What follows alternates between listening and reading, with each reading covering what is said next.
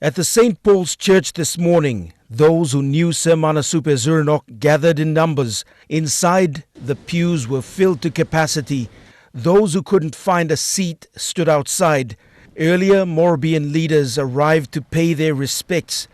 Te Siasi MP Mao Zeming, Nawai's Gisuat Siniwin, and the governors of Morobe, Hela and the Southern Highlands.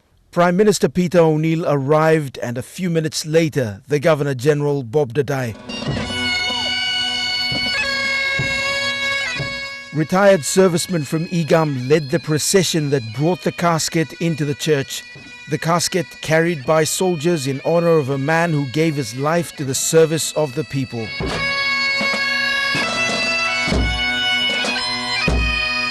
A lot of achievements by a man who lived for only 56 years.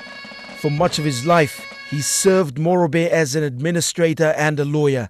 Morobe Governor Kelly Naru said the public service was a profession he chose deliberately. In his capacity, he has, to my mind, fulfilled what he was sent to fulfill.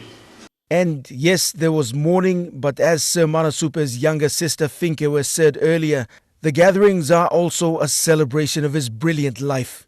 For his contributions to the government and the country, the Prime Minister put things into perspective.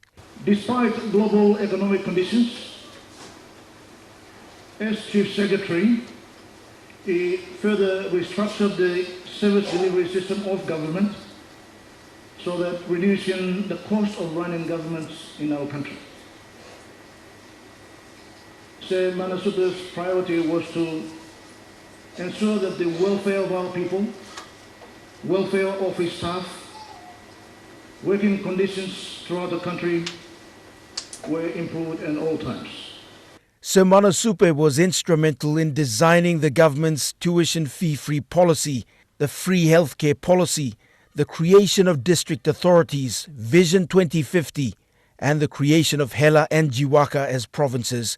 For Morobe during his term as administrator, Morobe province led the way in developing important disaster management processes and procedures. He also pushed for the use of concrete roads for Ley City.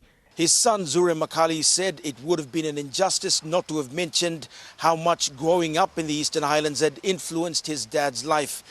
Being the son of a teacher, his rural upbringing also influenced his professional life.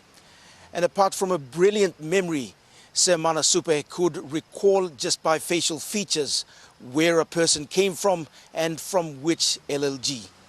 As Morobe and the country celebrate the life of Manasupe Zurenoc, many who are following in his footsteps will continue to be inspired by this humble, larger-than-life character who showed how public servants should live and serve the people.